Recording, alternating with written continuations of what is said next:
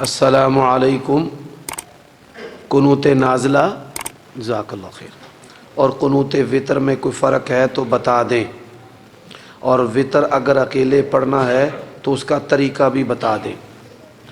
جو قنوت نازلہ ہے یہ فرض نمازوں میں ہوتی ہے، جہری اور سری تمام نمازوں میں ہو سکتی ہے۔ نازلہ کا معنی کہ جب کوئی مصیبت اور آفت آئے اس وقت فرض نماز کی آخری رکعت میں رکوع کے بعد مسنون الفاظ کے ساتھ دعا کرنا اور اس کے لیے ہاتھ اٹھانا اور آمین کہنا بھی ثابت ہے حدیث سے۔ یہ پہلی بات۔ دوسری بات ہے، وطر پڑھنے کے دو طریقے ہیں۔ پہلا طریقہ ہے کہ آپ 3 رکعتیں بغیر تشہد درمیانے ادا کریں، ایک سلام کے ساتھ۔ شرح معانی الآثار للتعوی کے اندر عمر بن خطاب رضی اللہ تعالیٰ عنہ کا یہ عمل اور اثر ہے۔ دوسرا طریقہ ہے کہ آپ 2 رکعتیں ادا کریں، سلام پھیریں، پھر 1 رکعت اٹھ کر الگ سے ادا کریں۔ رہی بات دعا کرنے کی، نبی کریم صلی اللہ علیہ وسلم رکوع سے پہلے دعا کرتے تھے اور رکوع کے بعد دعا کرنا بھی ثابت ہے۔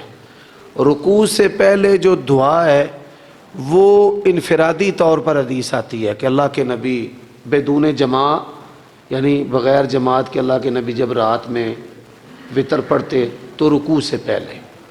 جو جماعت کے ساتھ وطر ہے بالخصوص رمضان میں، تو ابن خزیمہ کی 1100 نمبر پوری حدیث ہے، صحابہ کرام سجدے میں جانے سے پہلے دعا کرتے تھے اور اس دعا کے اندر اور بھی دعائیہ کلمات شامل کر لیتے تھے۔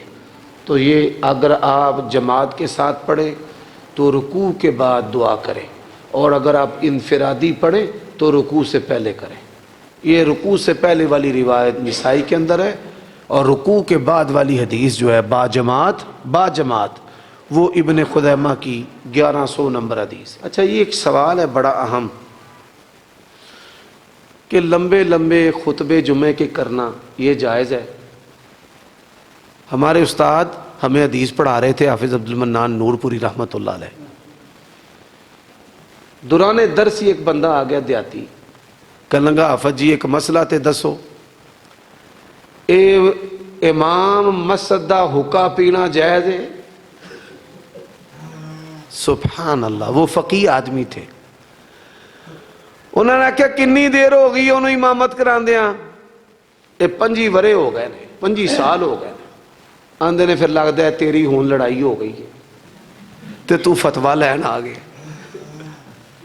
ایسے ہی جب مولوی صاحب سے لڑائی ہو جائے، مولوی صاحب کا خطبہ ہمیں بڑا لگنا شروع ہو جاتا ہے، بھئی ایڈے ایڈے لمبے تسی خطبے دیندے ہو۔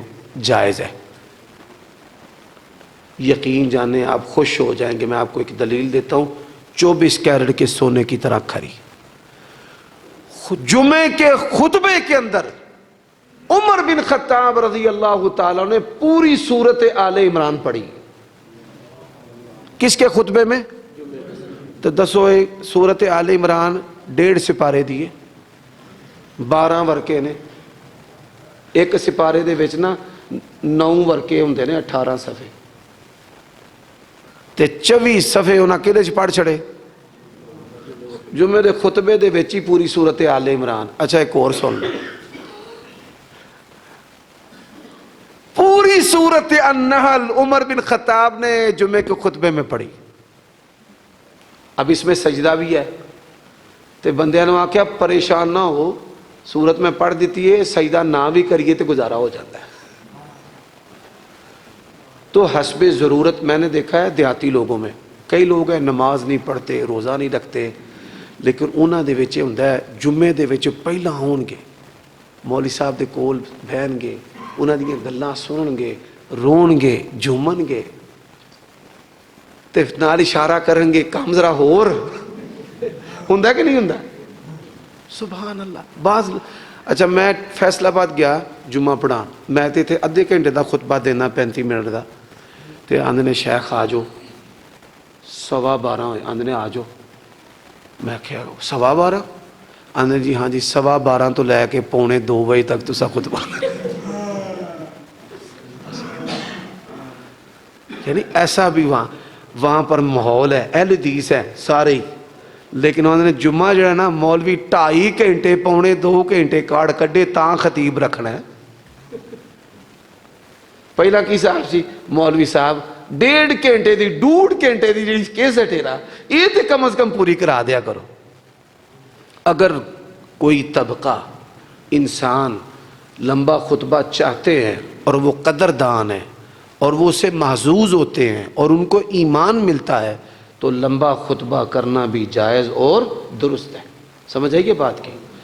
اکثر معمول مختصر ہی ہونا چاہیے لیکن کبھی حسب ضرورت لمبا خطبہ بھی کیا جائے. حضرت موسیٰ کا نکاح حضرت شعیب کی بیٹی سے ہوا یا کوئی اور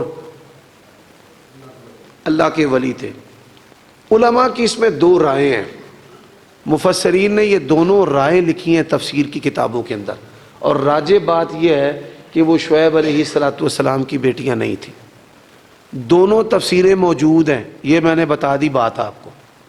راجح یہ ہے کہ وہ حضرت شعیب علیہ السلام کی بیٹیاں نہیں تھیں.